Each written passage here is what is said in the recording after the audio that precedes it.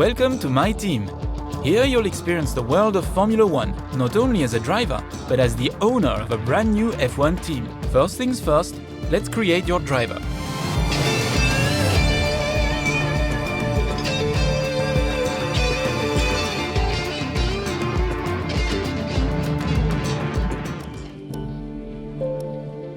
Great!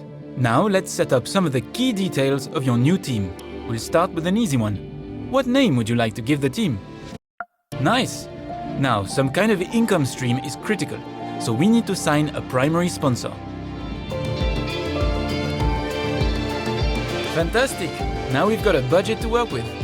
Our car won't be going anywhere fast without a power unit, so let's sign a power unit supplier now. We need both performance and durability from our power unit, but we also need to balance the books. We're going to have a lot of other areas to invest our cash into.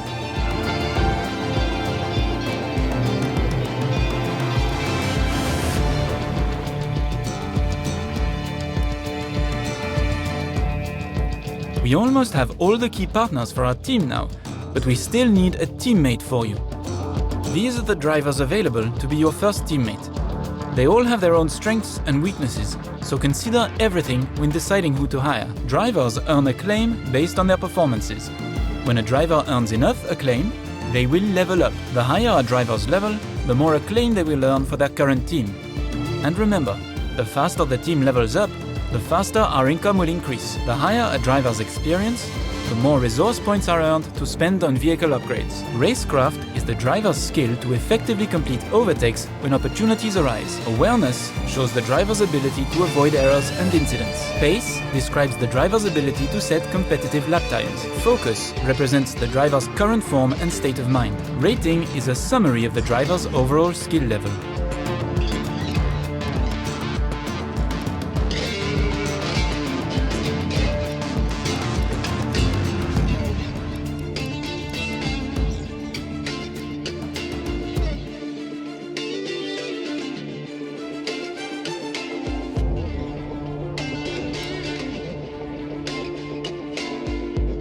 Looks like we can afford this power unit supplier and teammate. Go ahead and confirm if you're happy.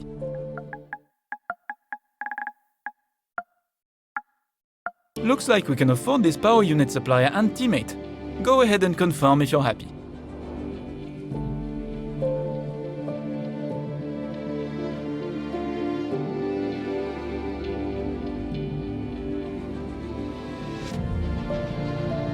Let's create the livery we'll be running this season. We can add more sponsors to the cars we sign them throughout the year. And don't worry, we can edit our look at any time from HQ.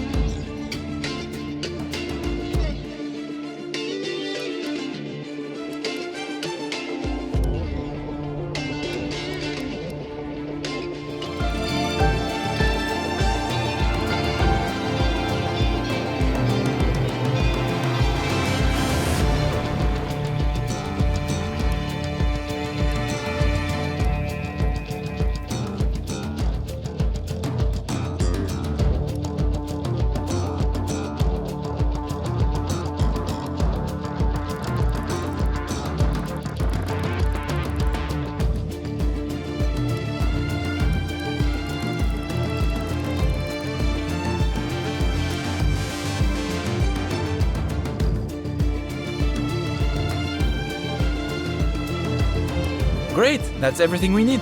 You can go back and edit anything we've done so far, and we'll come back here at the start of each season. But if you're ready to go, hit Advance to head to Team HQ, and we can start our push to the top of Formula One.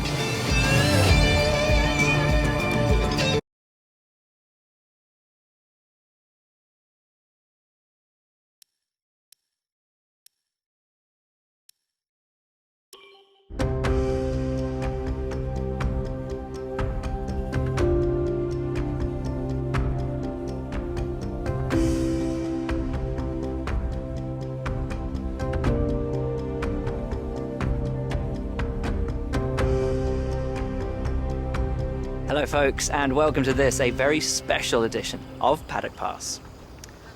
As you can see, there's no pit lane behind me, and as you can hear, no roar of engines, and that's because they've set me free from the F1 paddock to escape here to the countryside and to the headquarters of Formula One's newest team. Now, it's not every day we get to pull back the curtain and look behind the scenes at an F1 team. Rarer still that we get to talk not only to the team owner, but also the team's lead driver. But what makes this place extra special is that the owner and lead driver are one and the same person.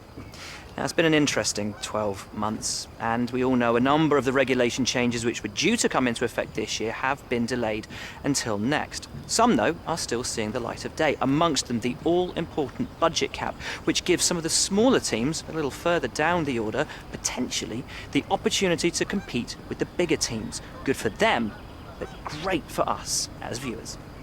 But what does our new team owner think about these new rules? Do they see them as a challenge, a hurdle that needs to be overcome? Perhaps they see them as an opportunity to disrupt the status quo, a chance to come out swinging and to carve their name into Formula One history. Well, I had the opportunity to ask them these very questions just earlier today, and here's what they had to say.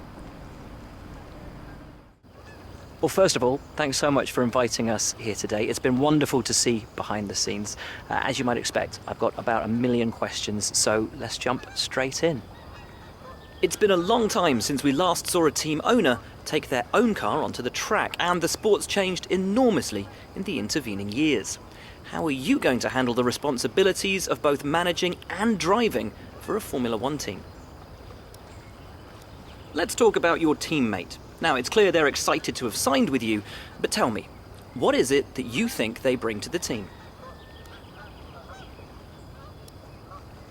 So you've obviously been putting a lot of work into the car.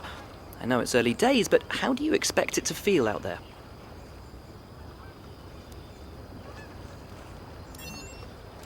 Most of the other teams can boast years of experience in Formula One. Where do you see the opportunities to make those vital performance gains you need to put you within reach of the other cars?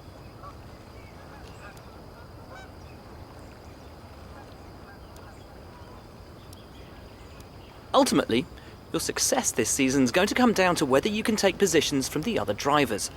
What is it about your car that's going to give you that edge in those battles?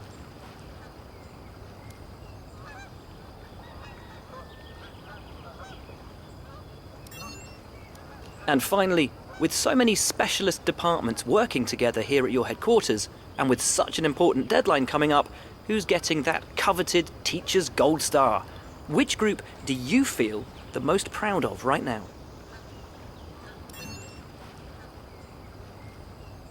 Well, thank you so much for your time. It's been wonderful to get an insight from you, and of course to see around the headquarters. Thank you for today. Really appreciate it, and thank you all at home for watching as well. We'll see you very soon.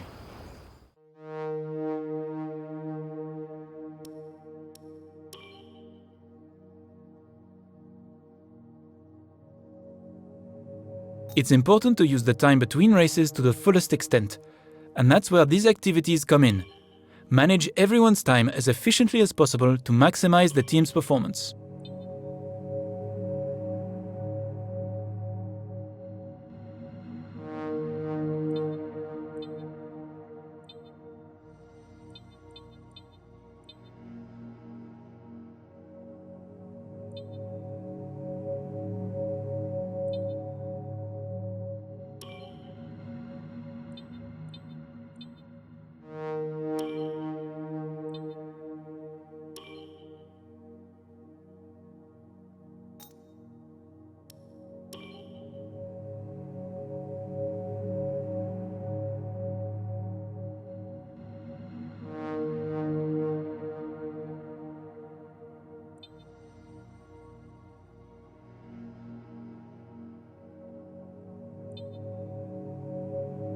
This is where you can view our current facilities and the effects they are having on the business. You can also invest some of our cash into upgrades for these facilities.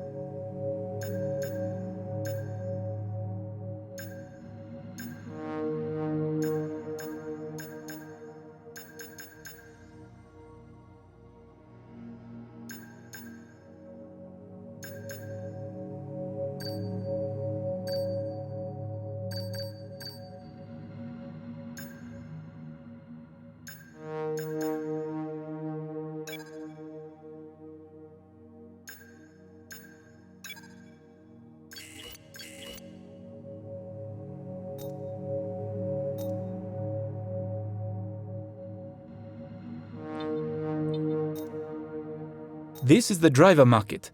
From here, you can see pertinent details on every driver in the sport, compare them with each other, and add them to your watch list. When the contract negotiation window rolls around, this is where you will approach any drivers you wish to hire.